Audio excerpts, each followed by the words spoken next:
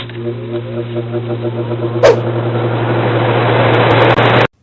दोस्तों इस वीडियो में हम energy stored in an inductor इस कंसेप्ट के ऊपर बात करेंगे। दोस्तों ये जो इंडक्टर होता है, देखिए यहाँ पे जो इंडक्टर है, ये इंडक्टर एक ऐसा डिवाइस है जो इलेक्ट्रिकल एनर्जी को स्टोर करता है।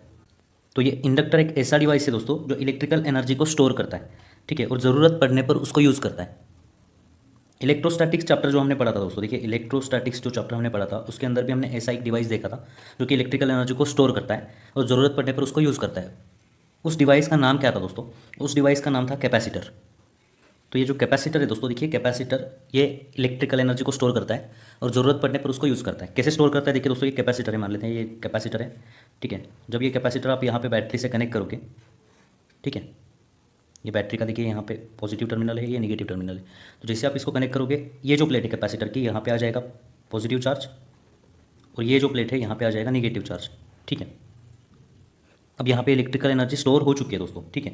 अब जब ये इस बैटरी को आप निकालोगे और यहाँ पे कोई लोड आप यहाँ पे लगाओगे ना, तो ये जो एनर्जी स्टोर एनर्जी है, ये स्टोर एनर्जी यहाँ पे रिलीज हो जाएगी, ओके। अब एक बात आपको यहाँ पे ध्यान रखनी कि यहाँ पे जो इलेक्ट्रिकल एनर्जी जो स्टोर हो रही है वो इलेक्ट्रिक फील्ड में हो रही है, ठीक है। यहाँ पे देखिए ये प्लस से माइनस इलेक्ट्रिक फील्ड है, ठीक है। तो यहाँ पे जो एनर्जी स्टोर हो रही है वो इलेक्ट्रिक फील्ड के अंदर एनर्जी स्टोर हो रही है, ये आपको ध्यान रखना है। तो ये जो कैपेसिटर है, इस कैपेसिटर के अंदर जो एनर्जी स्टोर हो रही है वो इस इलेक्ट्रिक फील्ड के अंदर हो रही है, ठीक है। और कितनी एनर्जी यहाँ पे स्टोर होती है ये ऑलरेडी हम चैप्टर नंबर 8 में पढ़ चुके हैं, ठीक है। इलेक्ट्रोस्टैटिक जो चैप्टर था, ठीक है, उसके अंदर हम पढ़ चुके हैं। इसके अंदर जो एनर्जी स्टोर होती है उसको हम यू ई बोलते हैं। यू ई का मतलब क्या है कि इलेक्ट्रिक फील्ड के अंदर ये स्टोर हो चुकी है। और इसका फॉर्मूला क्या है दोस्तों? इसका फॉर्मूला है, देखिए दोस्तों, यहाँ पे 1/2 सी इंटू वी स्क्वायर। सी मतलब इसका कैपेसिटेंस और वी मतलब ये पोटेंशियल डिफरेंस, ये दो प्लेट के अक्रॉस का या फिर ये दो प्लेट के अक्रॉस का जो पोटेंशियल डिफरेंस है उसको हम वी बोलते हैं, ठीक है। तो ये जो फॉर्मूला है, ये फॉर्मूला है इलेक्ट्रिकल एनर्जी स्टोर्ड इन कैपेसिटर, ओके। तो जैसे कि दोस्तों ये कैपेसिटर जो है ये इलेक्ट्रिकल एनर्जी को स्टोर करता है, वैसे ही दोस्तों ये इंडक्टर जो है, ये इंडक्टर भी इलेक्ट्रिकल एनर्जी को स्टोर करता है। फ़र्क सिर्फ इतना है, ये जो कैपेसिटर है ये इलेक्ट्रिक फील्ड में इलेक्ट्रिकल एनर्जी स्टोर करता है और ये जो इंडक्टर है ये मैग्नेटिक फील्ड में इलेक्ट्रिकल एनर्जी को स्टोर करता है, ठीक है। तो ये जो हेडिंग मैंने यहाँ पे लिखा हुआ है इसको आप ऐसे भी लिख सकते हो। आप इसको energy stored in magnetic field भी बोल सकते हो या फिर energy stored in an inductor भी बोल सकते हो, ठीक है। अब दोस्तों ये जो इंडक्टर है, देखिए ये जो इंडक्टर है, ये इंडक्टर इलेक्ट्रिकल एनर्जी को कैसे स्टोर करता है? जब यहाँ पे देखिए हम बैटरी से इसको कनेक्ट करते हैं, ठीक है, या फिर किसी सोर्स से हम इसको कनेक्ट करते हैं, तो यहाँ पे इलेक्ट्रिकल एनर्जी कैसे स्टोर करती है उसके बारे में हम यहाँ पे डिस्कस करेंगे।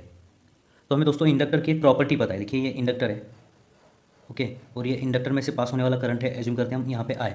अगर ये करंट आई चेंज करेगा ना, तो ये इंडक्टर क्या करता है, इसके अंदर एक करंट को प्रोड्यूस करता है, एक्स्ट्रा करंट को, जिसको कि हम इंड्यूस करंट बोलते हैं, ठीक है। अगर आई इंक्रीज़ करेगा, देखिए दोस्तों यहाँ पे ये जो आई है, ये आई अगर इंक्रीज़ करेगा तो ये इंडक्टर इस डायरेक्शन में इंड्यूस करंट प्रोड्यूस करेगा, ठीक है। यहाँ पे इंड्यूस करंट इस डायरेक्शन में होगा, वो इंड्यूस करंट इस करंट को कम करने की कोशिश करेगा, ठीक है। और अगर दोस्तों ये जो आई है, ये आई अगर किसी तरीके से देखिए यहाँ पे ये जो आई है ये अगर डिक्रीज़ करेगा, आई अगर डिक्रीज़ करेगा तो ये जो इंडक्टर है इस डायरेक्शन में इंड्यूस करंट प्रोड्यूस करेगा, ठीक है। मतलब इस डायरेक्शन में वो करंट को इंड्यूस करेगा ताकि ये आई जो है वो डिक्रीज़ ना करे, कांस्टेंट रहे। मतलब आई अगर इंक्रीज़ कर रहा है तो इसको डिक्रीज़ करने का काम इंडक्टर करता है, और आई अगर डिक्रीज़ कर रहा है तो उसको इंक्रीज़ करने का काम इंडक्टर करता है। मतलब ये जो करंट है इस करंट को कांस्टेंट रखने का काम करता है, ओके। तो इसकी इसी प्रॉपर्टी की वजह से दोस्तों यहाँ पे जो है एनर्जी स्टोर होती है इंडक्टर में। कैसे? हम यहाँ पे देखते हैं। तो देखिए दोस्तों यहाँ पे एक इंडक्टर है, ठीक है, यहाँ पे एक बैटरी कनेक्ट की गई है और यहाँ पे स्विच है, ठीक है। तो जब आप यहाँ पे देखिए स्विच ऑन करते हो, की को इंसर्ट करते हो, तो क्या होगा, ये जो सर्किट है इस सर्किट के अंदर से आई करंट फ्लो करना शुरू करेगा, ठीक है। अब अगर आप ध्यान से देखोगे तो डायरेक्टली आई करंट नहीं फ्लो करेगा, ये करंट जो है जीरो से लेके आई तक जाने में इसको कुछ टाइम लगेगा ना, ओके। ये करंट जीरो से लेके आई तक की वैल्यू तक पहुंचने पर इसको कुछ टाइम लगेगा, डायरेक्टली आई पर नहीं पहुंचेगा, ये धीरे धीरे आई पर पहुंचेगा, ठीक है। तो जीरो से आई तक जाने तक इसको कुछ टाइम लगता है, इट टेक्स सम टाइम। अब देखिए इस सर्किट के अंदर जो करंट है जीरो से आई वेरी कर रहा है, तो अगर करंट वेरी कर रहा है तो ये इंडक्टर क्या करेगा, करंट इंक्रीज कर रहा है यहाँ पे, तो ये इंडक्टर क्या करेगा, इंडक्टर इस डायरेक्शन में एक इंड्यूस्ड करंट प्रोड्यूस करेगा यहाँ पे, ठीक है।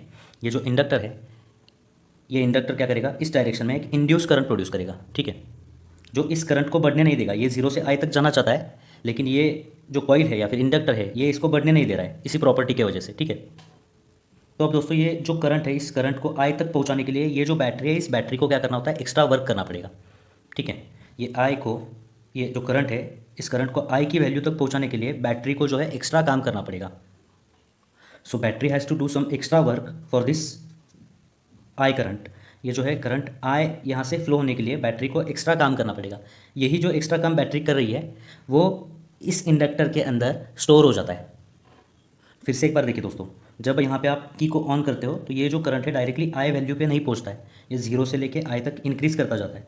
तो जब यहाँ पे इस सर्किट के अंदर करंट वेरी करेगा, करंट इंक्रीज़ करेगा, तो यहाँ पे देखिए इंडक्टर, ये जो इंडक्टर है, ये इंडक्टर इस डायरेक्शन में करंट को इंड्यूस करेगा।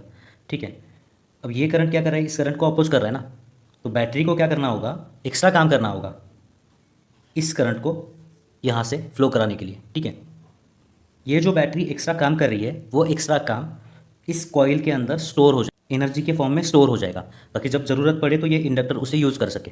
ठीक है, तो अब देखते हैं दोस्तों, ये जो एनर्जी यहाँ पे स्टोर हुई हुई है उसका यूज़ कब करता है इंडक्टर। तो दोस्तों यही डायग्राम मैंने यहाँ पे बनाई हुई है, देखिए। अब ये जो इंडक्टर है, इस इंडक्टर के अंदर कुछ इलेक्ट्रिकल एनर्जी स्टोर हो चुकी है। ठीक है, यहाँ से देखिए ये आई करंट फ्लो कर रहा है। ओके, तो यहाँ पे इंडक्टर के अंदर कुछ इलेक्ट्रिकल एनर्जी स्टोर हो चुकी है।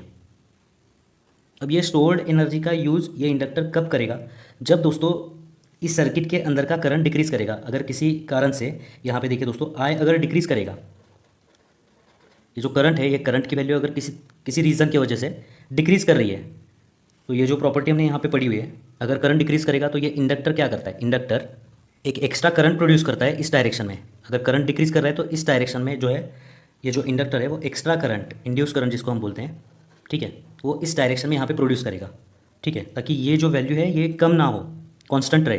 तो ये करंट जो है इंडक्टर ने कहाँ से प्रोड्यूस किया, जो एनर्जी स्टोर की थी ना उसने, उसी एनर्जी का यूज़ करके ये यहाँ पे इंड्यूस करंट प्रोड्यूस होगा। ठीक है, अब बढ़ते आगे और देखते हैं दोस्तों कितनी एनर्जी ये इंडक्टर स्टोर करेगा। ठीक है, तो आपके पास दोस्तों देखिए यहाँ पे एक इंडक्टर है जिसके अंदर से आई करंट फ्लो कर रहा है, और इस इंडक्टर का सेल्फ इंडक्टेंस है एल, सेल्फ इंडक्टेंस एल है। ठीक है, तो ये अपने अंदर कितनी इलेक्ट्रिकल एनर्जी को स्टोर कर सकता है, उसका फॉर्मूला है दोस्तों। देखिए यहाँ पे इलेक्ट्रिकल एनर्जी स्टोर किस फॉर्म में होती है, मैग्नेटिक फील्ड के अंदर होती है ना। इंडक्टर जो है इलेक्ट्रिकल एनर्जी मैग्नेटिक फील्ड के अंदर स्टोर करता है, ये ऑलरेडी मैंने आपको बताया हुआ है। ठीक है, तो इसलिए इसको यू बी बोला जाता है, बी मतलब magnetic field, electrical energy stored in a magnetic field. ये इसका फॉर्मूला जो है ना दोस्तों, इसका फॉर्मूला है half into L into I square. जैसे यहाँ पे हमने कैपेसिटर का फॉर्मूला देखा था, कैपेसिटर में इलेक्ट्रिकल एनर्जी जो स्टोर होती है वो इलेक्ट्रिक फील्ड में होती है, उसका फॉर्मूला क्या है, half into C V square. वैसे दोस्तों यहाँ पे जो इंडक्टर है, इंडक्टर इलेक्ट्रिकल एनर्जी जो स्टोर करेगा उसका फॉर्मूला ये है। ठीक है, यहाँ पे दोस्तों एल मतलब क्या, उसका self inductance.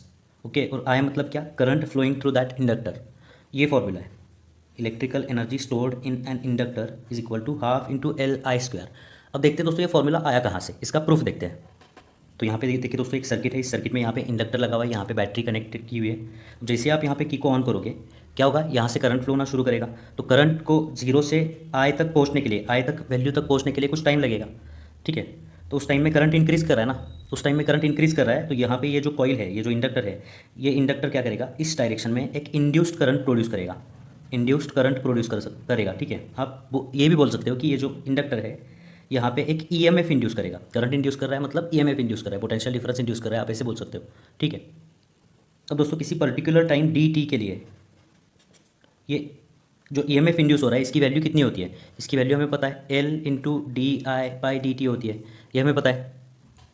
Self inductance concept पढ़ते वक्त हम यहाँ पे ये पढ़ चुके हैं। ई की जो वैल्यू होती है, मैग्नीट्यूड के बारे में बात करेंगे, यहाँ पे माइनस साइन देने की जरूरत नहीं है दोस्तों, सिर्फ मैग्नीट्यूड के बारे में हम यहाँ पे बात करेंगे। ठीक है, तो ई की वैल्यू कितनी होगी, यहाँ पे L D I by D T होगी। ठीक है, इसको हम इक्वेशन नंबर 1 बोलेंगे। अब इस डी टी टाइम के लिए, इस पर्टिकुलर टाइम के लिए बैटरी जो एक्स्ट्रा काम कर रही है, ठीक है, वो एक्स्ट्रा काम एज्यूम करते हैं हम यहाँ पे डी डब्ल्यू। ठीक है, तो दोस्तों for time D T battery is doing D W this much extra work. ठीक है, तो अब हमें दोस्तों पावर का फॉर्मूला पता है ना। ठीक है, पावर इज इक्वल टू क्या होता है, work done divided by time. तो वर्क कितना है दोस्तों, यहाँ पे देखिए D W divided by time कितना है, यहाँ पे डी टी। ओके, पावर का ये इलेक्ट्रिकल पावर है, इलेक्ट्रिकल पावर का एक और फॉर्मूला हमें पता है, power is equal to what, voltage into current होता है ना। तो यहाँ पे ईएमएफ कितना इंड्यूस हो रहा है दोस्तों, ई। तो यहाँ पे जो पावर है उसको आप बोल सकते हो ई इंटू आई बोल सकते हो। ठीक है, ई इंटू आई।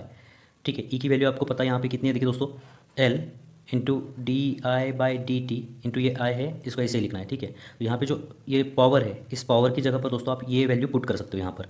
ठीक है, तो यहाँ पे जो पावर है दोस्तों देखिए उसकी जगह पर मैं यहाँ पे L into D I by D T into ये I पुट करूँगा। यहाँ पे जो D W by D T है उसको वैसे ही रखना है हमें। अब ये जो डी टी है अगर ये इधर आता है, यहाँ से डायरेक्ट आप कैंसिल कर सकते हो या फिर आप इसको इधर लेके कैंसिल कर सकते हो, ठीक है।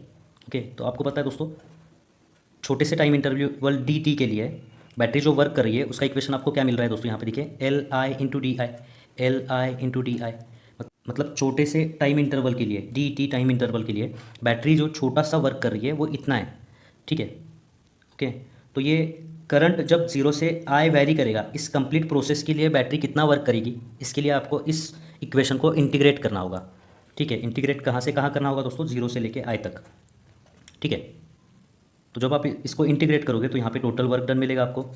ओके, वो टोटल वर्क डन जो है यहाँ पे एनर्जी के फॉर्म में स्टोर होने वाला है। टोटल वर्क डन का फॉर्मूला क्या होगा, सेल्फ इंडक्टेंस कांस्टेंट होता है दोस्तों, तो इसको हम बाहर लेंगे यहाँ पर, इंटीग्रेशन जीरो से लेके आई डी आई।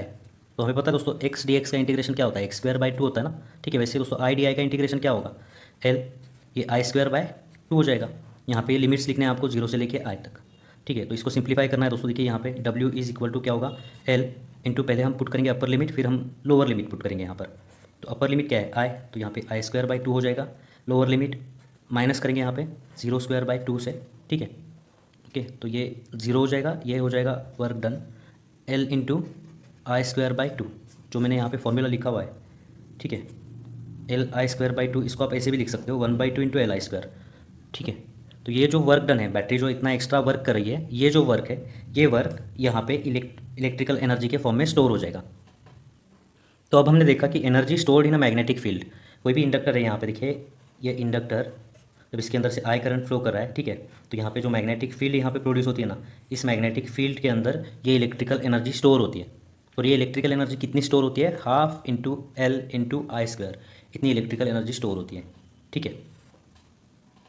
अब हमें यहाँ पे नेक्स्ट कंसेप्ट पढ़ना है, देखिए दोस्तों क्या है। तो नेक्स्ट पॉइंट क्या है, देखिए दोस्तों, energy density of a magnetic field. तो यहाँ पे जो मैग्नेटिक फील्ड है, इस मैग्नेटिक फील्ड में जो एनर्जी स्टोर हो रही है, ठीक है, उस एनर्जी की डेंसिटी क्या होगी, ये हमें पता करना है, ठीक है। तो सबसे पहले ये जो एनर्जी डेंसिटी है इसकी डेफिनेशन देखते हैं। तो energy density of magnetic field की डेफिनेशन देखिए दोस्तों, energy stored per unit volume of a magnetic field, मतलब ये जो एनर्जी स्टोर हो रही है डिवाइडेड बाय ये जो मैग्नेटिक फील्ड का वॉल्यूम है, ठीक है, उसके रेशो को दोस्तों एनर्जी डेंसिटी बोला जाता है। तो यहाँ पे जो ये मैग्नेटिक फील्ड जो है ना यहाँ पे दोस्तों, जिसके अंदर एनर्जी स्टोर हो रही है, उसका वॉल्यूम कितना है देखिए। मान लेते हैं ये एरिया है, ये जो कॉइल है देखिए, इस कॉइल का एरिया ए है ये, ठीक है। और ये जो लेंथ है, ये लेंथ है, एज्यूम करते हैं यहाँ पे स्मॉल एल। तो ये जो एरिया है, this area into this length L, this area into this length L, ठीक है, ये वॉल्यूम है ना, ये जो मैग्नेटिक फील्ड है, इस मैग्नेटिक फील्ड का ये वॉल्यूम है, एरिया इंटू एल, ठीक है। तो energy stored divided by this volume, energy stored कितनी है दोस्तों, देखिए यहाँ पे half into L I square divided by volume कितना है, एरिया इंटू दिस लेंथ। इस रेशियो को दोस्तों बोला जाता है energy density of a magnetic field, और ये दिखाया जाता है, इसका सिंबल है स्मॉल यू बी, ठीक है। अब दोस्तों ये self inductance per unit length, इसका फॉर्मूला हमने लास्ट वीडियो में देखा था। Self inductance per unit length का फॉर्मूला क्या है दोस्तों, mu naught into N square A, ये फॉर्मूला है, ऑलरेडी हम डिराइव कर चुके हैं लास्ट वीडियो में। तो इसकी जगह पर अगर आप ये पुट करते हो तो देखिए आपको क्या मिलेगा, यहाँ पे ये वन बाई टू हम ऐसे लिखते हैं, ठीक है। एल अपॉन ए की जगह पर हम ये पुट करेंगे, mu naught into N square into A, ये आई स्क्वायर इसको ऐसे लिखेंगे, और यहाँ पे जो एरिया है उस एरिया को हम वैसे रखेंगे, ठीक है। तो ये area will get cancelled and you will get the equation for this energy density of magnetic field. क्या होगा दोस्तों, देखिए यहाँ पे half into mu naught into N square into I square, ठीक है। तो ये एनर्जी डेंसिटी का ये फॉर्मूला आपको याद रखना होगा, ठीक है। Energy density of magnetic field का एक और फॉर्मूला हम यहाँ पे डिराइव कर सकते हैं। जो ये कॉइल होती है, जो इंडक्टर है, इस इंडक्टर के अंदर किसी भी पॉइंट पर जो मैग्नेटिक फील्ड की वैल्यू होती है ना, वो कितनी होती है दोस्तों, वो होती है देखिए म्यू नॉट एन इंटू आई, यह हमें पता है, ओके।